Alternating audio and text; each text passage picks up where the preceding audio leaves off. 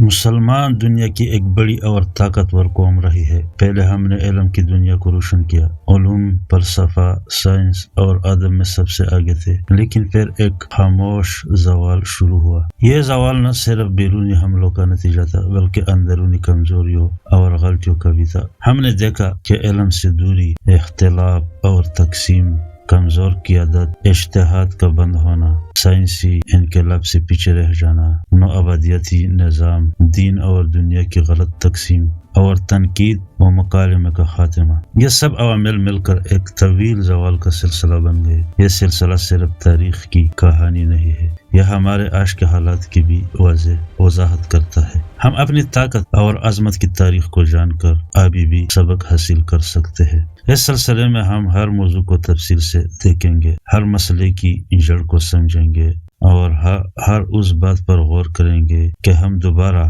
اپنی سوچ، اپنی طاقت اور اپنی شناخت کیسے واپس لا سکتے ہیں۔ یہ سفر آسان نہیں لیکن ضروری ہے، کیونکہ جس قوم نے اپنی خامیوں کو پہچانا وہی قوم اپنی عظمت دوبارہ حاصل کر سکتی ہے۔ بغداد میں ایک جگہ تھی جسے بیت الحکمہ کہا جاتا تھا، یعنی عقل کا گھر۔ یہ صرف ایک لائبریری نہیں تھی بلکہ ایک سوچ تھی۔ یہاں مختلف مذاہب کے لوگ ایک ہی میز پر بیٹھتے تھے، بحث کرتے تھے، اختلاف کرتے تھے اور پھر سچ کے قریب پہنچنے کی کوشش کرتے تھے۔ کتابیں صرف رکھی نہیں جاتے تھے بلکہ انہیں سمجھا جاتا تھا اور آگے بڑھایا جاتا تھا، لیکن ایک خاموش کمزوری موجود تھی۔ یہ پورا نظام ایک شخص یعنی خلیفہ کی مرضی پر کھڑا تھا۔ جب خلیفہ بدلتا تھا تو ترجیحات بدل جاتی تھی اور علم جو آزاد ہونا چاہیے تھا طاقت کے سائے میں قید ہو جاتا تھا۔ سوال یہ ہے کہ کیا علم کبھی کسی دربار کے سہارے زندہ رہ سکتا ہے؟ مسلمانوں نے دنیا کا علم اپنے اندر سمیٹ لیا تھا۔ یونان، ایران اور ہندوستان سے کتابیں آئے اور عربی میں ڈل گئے۔ یہ صرف ترجمہ نہیں تھا بلکہ ایک تہذیبی انقلاب تھا، لیکن ایک خاموش غلطی یہاں بھی ہوئی۔ ہم نے علم کو محفوظ تو کیا مگر اسے ایک مضبوط نظام میں نہیں بدلا۔ نہ مستقل ادارے بنے اور نہ ایسا تعلیمی ڈھانچہ تیار ہوا جو نسل در نسل چلتا رہتا۔ جب سرپرستی ختم ہوئی تو سب کچھ بکھر گیا۔ یورپ نے وہی علم لیا اور اسے اداروں میں بند کر دیا۔ ہم نے خزانہ جمع کیا اور انہوں نے اسے ایک محفوظ نظام میں بدل دیا۔ ابن الہیثم، ابن نفیس الخوارزمی جیسے نام صرف لوگ نہیں تھے بلکہ اپنے وقت کے انقلاب تھے۔ انہوں نے وہ دریافت کیا جو دنیا نے صدیوں بعد سمجھا، لیکن ایک مسئلہ تھا، یہ سب اکیلے تھے۔ ان کے بعد کوئی مضبوط سلسلہ نہیں تھا، نہ شاگردوں کی ایسی جنزیر اور نہ تحقیق کا ایسا ماحول جو آگے بڑھتا رہے۔ ہر ذہین شخص ایک الگ جزیرہ بن گیا اور جب جزیرے جوڑتے نہیں تو سمندر میں کھو جاتے ہیں۔ ہم اکثر سمجھتے ہیں کہ سب کچھ ایک دن میں ختم ہوا، لیکن حقیقت اس سے زیادہ خطرناک ہے۔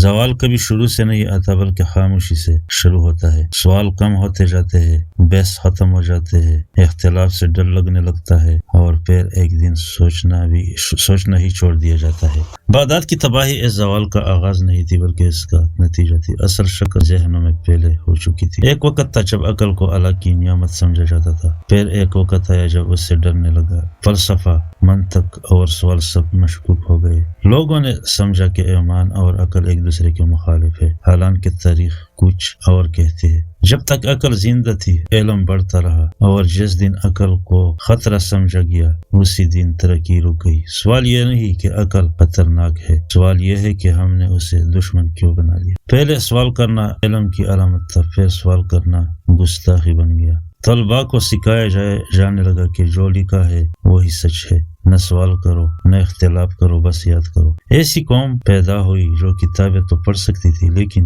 نئی کتاب نہیں لکھ سکتی تھی، اور جو قوم نئی کتاب نہیں لکھ سکتی وہ دوسروں کی لکھی ہوئی کہانی جیتتی ہے۔ ایک وقت آیا جب لوگوں نے کہا کہ اب سب کچھ لکھا جا چکا ہے، اب مزید سوچنے کی ضرورت نہیں۔ اجتہاد کا دروازہ بند کر دیا گیا۔ یہ فیصلہ وقتی آسانی تو دے گیا لیکن آنے والی صدیوں کے لیے قید بن گیا۔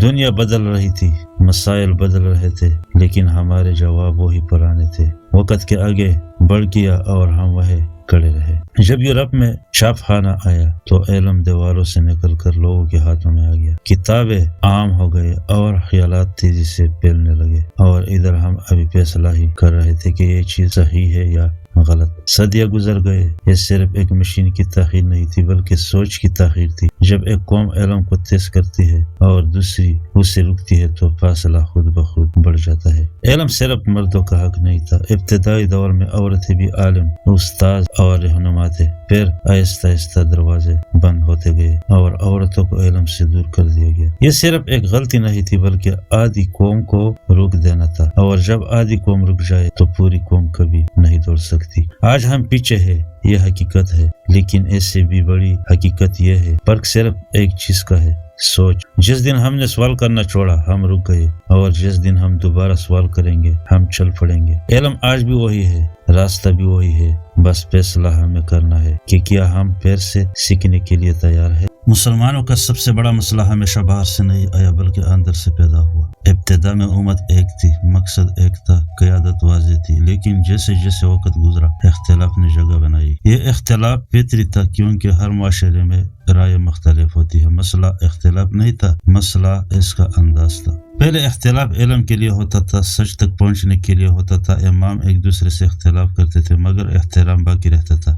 بحث ہوتی تھی مگر دل صاف رہتے تھے. لیکن پھر ایک موڑ آیا جہاں اختلاف آنا یعنی ایگو میں بدل گیا. اب مقصد سچ نہیں رہا، جیت بن گیا. فرقے بننے لگے، ہر گروہ نے خود کو حق پر اور دوسرے کو غلط سمجھنا شروع کر دیا. بات یہاں تک پہنچی کہ ایک دوسرے کو برداشت کرنا بھی مشکل ہو گیا. جو اختلاف کبھی علم کو آگے بڑھاتا تھا اب وہی اختلاف ترقی کی راہ میں دیوار بن گیا. یہ تقسیم صرف مذہبی نہیں تھی، یہ سیاسی بھی تھی، نسلی بھی تھی اور علاقائی بھی. ہر طرف چھوٹے چھوٹے دائرے بن گئے اور ہر دائرے خود کو مکمل سمجھنے لگا. ایک وقت تھا جب مسلمان ایک جسم کی طرح تھے. اگر ایک حصے کو تکلیف ہوتی تو پورا جسم محسوس کرتا. پھر ایسا وقت آیا کہ ایک حصہ جل رہا تھا اور دوسرا تماشا دیکھ رہا تھا. یہی اندرونی کمزوری تھی جس نے بیرونی طاقتوں کو موقع دیا. تاریخ میں بار بار ایسا ہوا کہ دشمن باہر سے نہیں جیتا بلکہ اندر کے اختلاف نے دروازہ کھولا. خلافت کمزور ہوئے، سلطنت ٹوٹے اور طاقت بکر گئی کیونکہ لوگ ایک دوسرے کے خلاف کھڑے ہو گئے تھے. سوال یہ ہے کہ کیا اختلاف ہمیشہ برا ہوتا ہے؟ نہیں. اختلاف اگر اصول کے ساتھ ہو تو ترقی دیتا ہے، لیکن جب اختلاف نفرت میں بدل جائے تو تباہی لاتا ہے. آج بھی ہم وہی غلطی دہرا رہے ہیں. ہم ایک دوسرے کو سننے کے لیے تیار نہیں، ہم صرف جواب دینے کے لیے تیار ہے. ہر شخص اپنی بات کو آخری سچ سمجھتا ہے. مکالمہ ختم ہو چکا ہے اور صرف شور باقی رہ گیا ہے، اور جب شور بڑھ جائے تو سچ کی آواز دب جاتی ہے. حقیقت یہ ہے کہ کمزور دشمن بھی ایک بٹی ہوئی قوم کو ہرا سکتا ہے، اور ایک مضبوط قوم بھی اندر سے ٹوٹ جائے تو خود ہی گر جاتی ہے. ہماری اصل جنگ باہر سے نہیں ہے، ہماری اصل جنگ اپنے اندر سے ہے. جب تک ہم اختلاف کو دشمنی بناتے رہیں گے ہم آگے نہیں بڑھ سکتے. اور جس دن ہم نے سیکھ لیا کہ اختلاف کے ساتھ جینا ہے، سننا ہے اور سمجھنا ہے، اسی دن ہماری طاقت واپس آنا شروع ہو جائے گی. ہر قوم کی سمت اس کی قیادت طے کرتی ہے. اگر قیادت مضبوط ہو تو کمزور قوم بھی اٹھ سکتی ہے، اور اگر قیادت کمزور ہو تو مضبوط قوم بھی بکر جاتی ہے. ابتدا میں مسلمانوں کی قیادت صرف طاقت پر نہیں اصول پر کھڑی تھی. فیصلے انصاف سے ہوتے تھے اور حکمران خود کو جواب دہ سمجھتے تھے. لیکن وقت کے ساتھ ایک خاموش تبدیلی آئی. قیادت خدمت سے نکل کر طاقت بن گئی، امانت اقتدار میں بدل گئی. اب سوال یہ نہیں رہا کہ کون بہتر ہے بلکہ یہ بن گیا کہ کون زیادہ طاقتور ہے. خلافت آہستہ آہستہ ملوکیت میں بدل گئی، اور جب قیادت وراثت بن جائے تو قابلیت پیچھے رہ جاتی ہے. ایسے لوگ اقتدار میں آنے لگے جو قیادت کے اہل نہیں تھے مگر تخت کے وارث تھے. فیصلے علم اور حکمت سے نہیں، ذاتی مفاد اور خوف سے ہونے لگے. اور جب قیادت خوف میں فیصلے کرے تو پوری قوم عدم تحفظ کا شکار ہو جاتی ہے. ایک اور بڑا نقصان یہ ہوا کہ سچ بولنے والے پیچھے ہٹ گئے. علماء اور دانشور یا تو خاموش ہو گئے یا دربار کے قریب ہو گئے. جو حق کہتے تھے انہیں دور کر دیا گیا، اور جو خوشامد کرتے تھے وہ قریب آ گئے. اس طرح قیادت کے ارد گرد سچ نہیں، صرف تعریف رہ گئی. اور جہاں صرف تعریف ہو وہاں غلطی کبھی ٹھیک نہیں ہوتی. تاریخ میں بار بار یہی ہوا.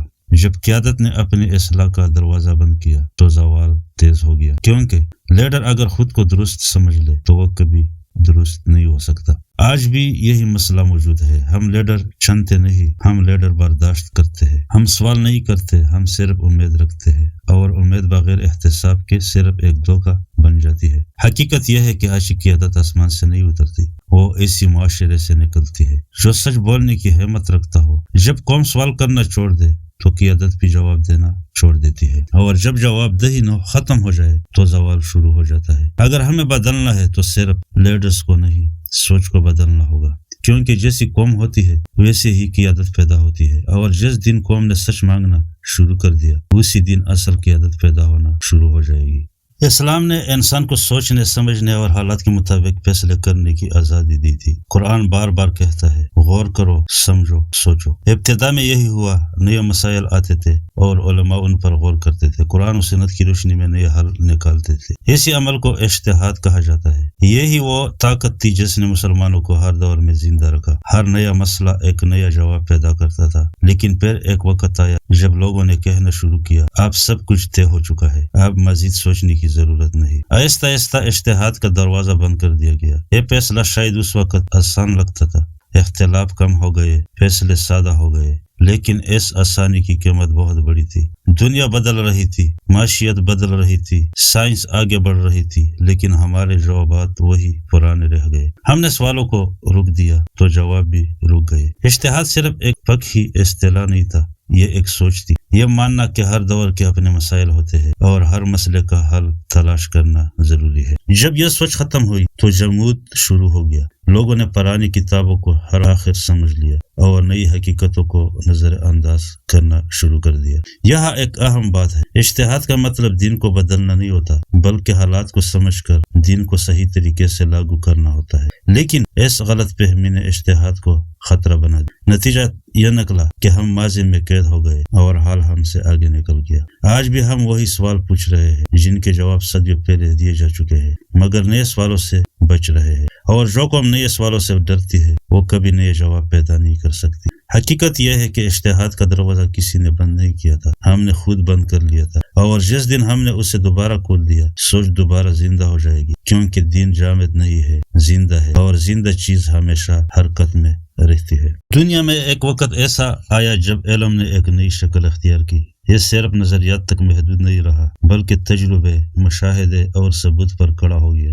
اسی کو سائنسی انقلاب کہا جاتا ہے۔ یورپ میں لوگ سوال پوچھ رہے تھے، چیزیں کیوں ہوتی ہے، کیسے ہوتی ہے، اور کیا ہم انہیں بدل سکتے ہیں؟ لیکن یہاں ایک تلخ حقیقت ہے، یہ سوالات سب سے پہلے مسلمانوں نے ہی شروع کیے تھے۔ انہوں نے آسمان کو دیکھا، زمین کو سمجھا، جسم کے راز کھولے اور کائنات کو جاننے کی کوشش کی، لیکن پھر ایک لمحہ ایسا آیا جب ہم رک گئے اور دنیا آگے بڑھ گئی۔ یورپ نے وہی طریقہ اپنایا جو مسلمانوں نے شروع کیا تھا، مشاہدہ، تجربہ اور شک۔ انہوں نے ہر چیز کو پھرکا، پرانے نظریات کو چیلنج کیا اور نئی حقیقتیں دریافت کی۔ ادھر ہم پرانے علم کو دہراتے رہے، ہم نے سوال کرنا چھوڑ دیا اور انہوں نے سوال کو اپنی طاقت بنا لیا۔ یہ فرق آہستہ آہستہ بڑھتا گیا۔ انہوں نے لیبارٹریاں بنائے، ہم نے کتابیں محفوظ کی۔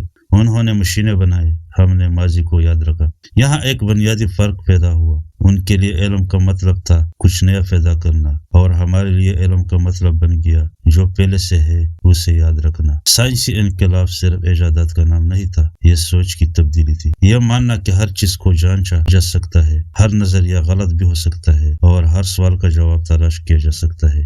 جب یہ سوچ ایک قوم میں آ جائے تو وہ دنیا بدل دیتی ہے، اور جب یہ سوچ ختم ہو جائے تو قوم خود بدل جاتی ہے پیچھے کی طرف۔ آج ٹیکنالوجی استعمال تو کرتے ہیں لیکن بناتے نہیں۔ ہم نئی چیزیں خریدتے ہیں لیکن ایجاد نہیں کرتے۔ یہی اصل فرق ہے، اور فرق صرف وسائل کا نہیں، سوچ کا ہے۔ جس دن ہم نے دوبارہ سوال کرنا شروع کیا، تجربہ کرنا شروع کیا اور غلط ہونے سے ڈرنا چھوڑ دیا، اسی دن سائنسی سوچ واپس آنا شروع ہو جائے گی، کیونکہ انقلاب باہر سے نہیں آتا، وہ ذہن کے اندر سے پیدا ہوتا ہے۔ مسلمانوں کی کمزوری صرف علم اور داخلی اختلاف تک محدود نہیں تھی، یہ بیرونی طاقتوں نے بھی محسوس کی اور استعمال کیا۔ 19ویں صدی کے شروع میں یورپ طاقتور تھا، صنعتی انقلاب سے مالا مال، اور اپنی فوجی طاقت کے بلبوتے پر دنیا میں پھیل رہا تھا۔ اس وقت مسلمان سلطنتیں اندر سے کمزور تھے، اختلاف، جمود اور قیادت کے بحران سے بوجھل تھے۔ یہ سب بیرونی طاقتوں کے لیے آسان موقع تھا۔ نو آبادیاتی نظام نے قدم جمانا شروع کیا۔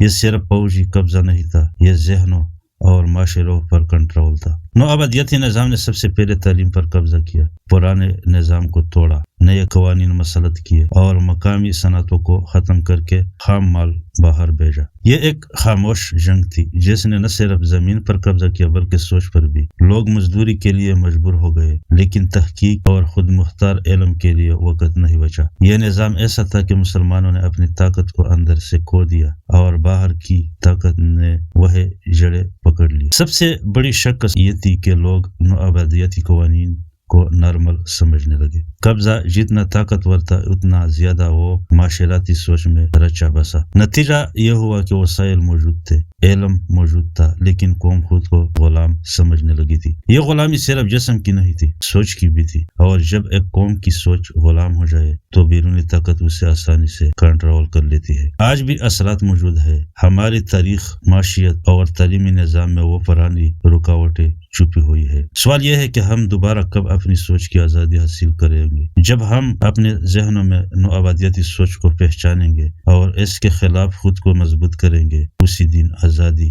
حقیقی معنوں میں واپس آئے گی۔ اسلام نے کبھی یہ نہیں کہا کہ دین اور دنیا الگ ہو۔ یہ زندگی کے دو پہلو نہیں بلکہ ایک ہی نظام کے حصے ہے۔ ابتدائی دور میں مسلمانوں نے دین کو زندگی کے ہر شعبے میں لاگو کیا۔ فقہ، تجارت، سیاست، معاشرت، سب کے لیے اصول تھے، لیکن یہ اصول عقل و انصاف کے ساتھ جڑے ہوئے تھے۔ لیکن پھر ایک غلط فہمی پیدا ہوئی کہ دین صرف عبادت اور روحانی معاملات تک محدود ہے اور دنیا صرف کاروبار، سیاست اور ریاست ہے۔ یہ تقسیم شروع میں شاید آسان لگتی تھی، لیکن اس کے نتائج تباہ تھے۔ دین کے اصول زندگی سے الگ ہو گئے اور دنیا کے قوانین دین کے بغیر چلنے لگے۔ اس کا سب سے بڑا نقصان یہ ہوا کہ فیصلہ کرنے والے، چاہے حکمران ہو یا عوام، صرف دنیاوی نقطۂ نظر سے سوچنے لگے اور دین صرف دعاؤں اور عبادت کے محدود فریم میں رہ گیا۔ یہی وجہ ہے کہ مسلمان معاشراتی، سیاسی اور معاشی طور پر پیچھے رہ گئے۔ نظام تو موجود تھا لیکن اسے چلانے کے لیے روحانی اور اخلاقی ہدایت ختم ہو گئی تھی۔ دوسری طرف یورپ میں مذہب اور دنیا ایک دوسرے کے ساتھ مربوط تھے۔ اخلاق، قانون اور معاشراتی اصول سب مذہب کی روشنی میں تھے، لیکن ساتھ ہی سائنس اور معیشت میں بھی جدت تھی۔ ہم نے دین کو صرف عبادت تک محدود کر دیا اور دنیا کو فقط معاشراتی اور سیاسی سرگرمیوں تک۔ یہ الگ ترک سوچ قوم کو اندر سے کمزور کرتی ہے اور کمزور قوم بیرونی دباؤ کا مقابلہ نہیں کر سکتی۔ آج بھی ہم اس تقسیم کے اثرات دیکھتے ہیں۔ ہمارے قوانین، ہماری سوچ، ہمارے ادارے سب ایک ادھوری تصویر بن کر رہ گئے ہیں۔ اصل سوال یہ ہے، کیا ہم دوبارہ دین اور دنیا کو متوازن کر سکتے ہیں؟ کب ہم سمجھیں گے کہ دین زندگی کا اصول ہے اور دنیا اس اصول کے مطابق چلتی ہے؟ جب یہ توازن واپس آئے گا تو قوم دوبارہ اپنی مکمل طاقت میں آ جائے گی۔ ایک قوم کی صحت اور ترقی کا اصل پیمانہ یہ ہے کہ وہ سوال کرے، تنقید کرے اور کھلے مکالمے میں سچ تلاش کرے۔ ابتدائی دور میں مسلمانوں نے یہی کیا۔ مسلمان علماء ایک دوسرے سے بحث کرتے، دلائل پیش کرتے اور نئے حل تلاش کرتے۔ یہ بحث صرف اختلاف کے لیے نہیں تھی، یہ سچائی کے لیے تھی۔ لیکن پھر ایک وقت آیا جب سوال کرنا خطرہ بن گیا، تنقید پر پابندی لگ گئی، مکالمہ صرف خوشامد تک محدود ہو گیا۔ لوگ خوفزدہ ہو گئے کہ اگر کسی کی رائے درست نہ ہو تو انہیں معاشرتی یا سیاسی سزا مل سکتی ہے۔ نتیجہ یہ ہوا کہ نظریات دب گئے اور پرانی سوچ کو آخری سچ سمجھا جانے لگا۔ یہ خاموشی زوال کی سب سے بڑی علامت ہے۔ جب تنقید ختم ہو جاتی ہے تو لوگ اپنی غلطیوں سے نہیں سیکھتے۔ جب مکالمہ ختم ہو جاتا ہے تو مسائل صرف بڑھتے جاتے ہیں اور جو قوم سوال کرنے سے ڈرتی ہے وہ کبھی ترقی نہیں کر سکتی۔ یہاں ایک تلخ حقیقت ہے، ہم نے خود اپنے ذہنوں میں قید ڈال دی ہے۔ ہم نے سوچنے، بولنے اور سمجھنے کی آزادی محدود کر دی۔ دوسری طرف یورپ میں وہ قومیں جنہوں نے مکالمہ جاری رکھا، تنقید کو قبول کیا اور نظریات کا تبادلہ کیا، انہوں نے دنیا میں انقلاب پیدا کیا۔ ہم نے تنقید کو خطرہ سمجھا، انہوں نے تنقید کو طاقت بنایا۔ آج بھی ہم وہی غلطی دہرا رہے ہیں۔ ہم صرف تصدیق چاہتے ہیں، نئے سوال نہیں، نئے حل نہیں، صرف وہی جو پرانا ہے۔ حقیقت یہ ہے کہ جب تک ہم مکالمہ اور تنقید کی ثقافت بحال نہیں کریں گے، ہماری سوچ محدود رہے گی، ہماری ترقی رکی رہے گی اور ہماری قوم اندر سے کمزور رہے گی۔ اور جس دن ہم نے دوبارہ سوال کرنا شروع کیا، دوسروں کی رائے سننا شروع کیا اور خوف کے بغیر بات چیت کی، اسی دن ہمارے اندر نئی طاقت جنم لے گی۔